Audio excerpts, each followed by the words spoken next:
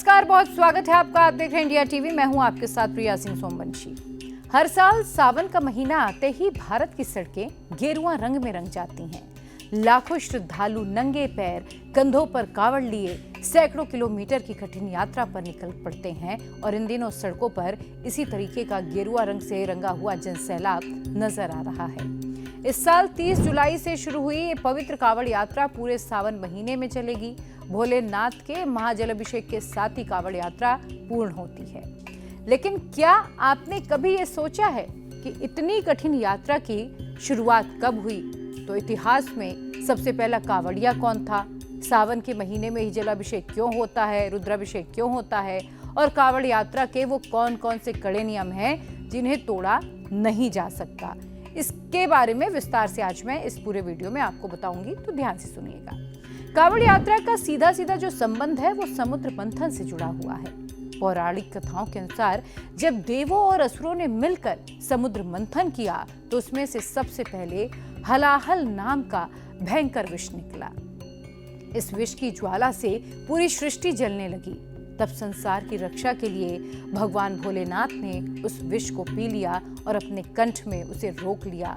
विष के प्रभाव से भोलेनाथ का गला नीला पड़ गया और यहीं से वो कहलाए नीलकंठ महादेव। विष की तीव्र गर्मी से महादेव के शरीर में भयंकर जलन होने लगी। अब इस जलन को कैसे शांत किया जाए, ये सभी देवी देवता सोचने लगे। तभी जलन को शांत करने के लिए देवताओं ने भगवान शिव पर जल चढ़ाना शुरू किया ताकि हलाहल के चलते उत्पन्न ज्वलन को कम किया जा सके। ये घटना सावन के महीने में हुई और इसी मान्यता के चलते आज भी सावन के महीने में भक्त पवित्र नदियों का, विशेषकर गंगा का जल लाकर भगवान शिव का जलाभिषेक करते हैं।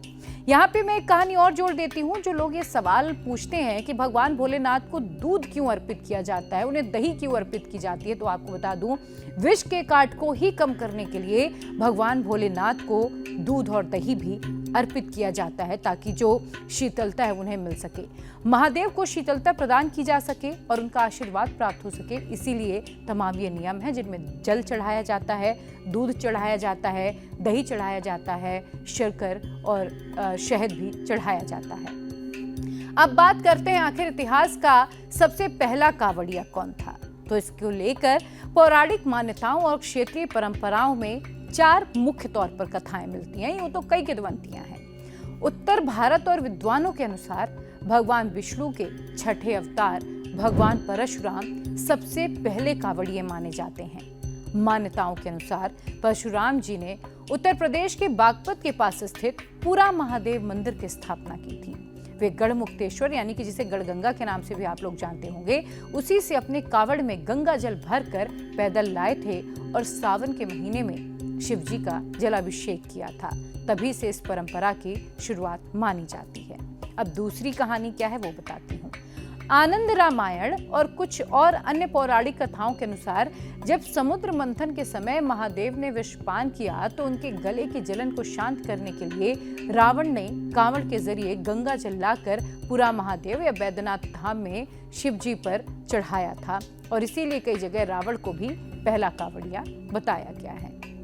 तीसरी कहानी क्या इससे जुड़ी वो भी जानिए। त्रेता युग की एक प्रसिद्ध कथा के अनुसार जब अंधे माता पिता ने तीर्थ यात्रा की इच्छा जताई तो श्रवण कुमार ने उन्हें भंगी यानी कि कावड़ में बैठाकर यात्रा कराई।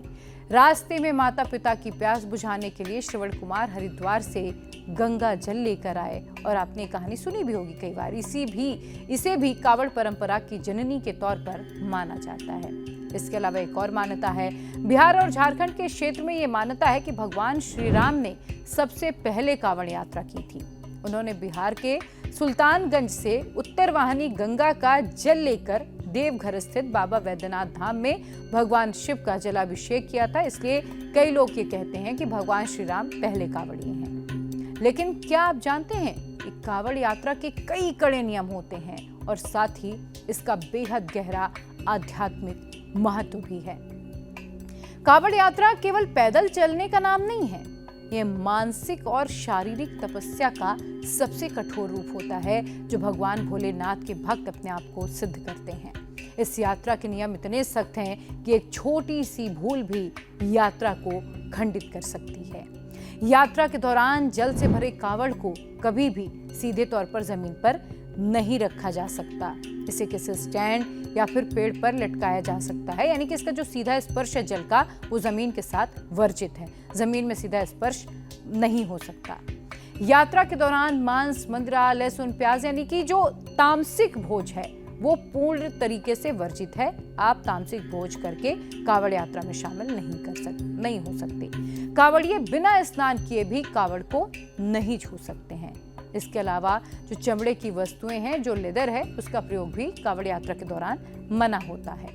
कावड़ यात्रा में कोई अमीर या गरीब नहीं होता। सभी भक्त एक दूसरे को भोले या भोली कहकर ही पुकारते हैं। ये यात्रा सामाजिक समरसता और समानता का भी एक बहुत अनुपम उदाहरण है। क्या आप ये जानते हैं कि कावड़ यात्रा कई तरीके से की जाती है, यानी कि अलग अलग तरीके की लोग अपने अपने मान्यताओं के अनुसार कावड़ यात्रा करते हैं। सबसे पहले मैं बात करती हूँ सामान्य कावड़ यात्रा की। इसमें भक्त आराम से रुकते हुए, ठहरते हुए और नियमों का पालन करते हुए अपनी यात्रा को पूरी करते हैं। इसे कहते हैं सामान्य यात्रा। इसमें बहुत ज्यादा कुछ कठिनाई नहीं है, रुक सकते हैं आप, ठहर सकते हैं, आराम से चल सकते हैं। दूसरी होती है डाक कावड़। यह सबसे कठिन कावड़ यात्राओं में से एक मानी जाती है। इसमें जल उठाने के बाद से लेकर जलाभिषेक तक भक्त बिना रुके लगातार भागते या दौड़ते रहते हैं, यानी बीच में विश्राम की मनाही होती है।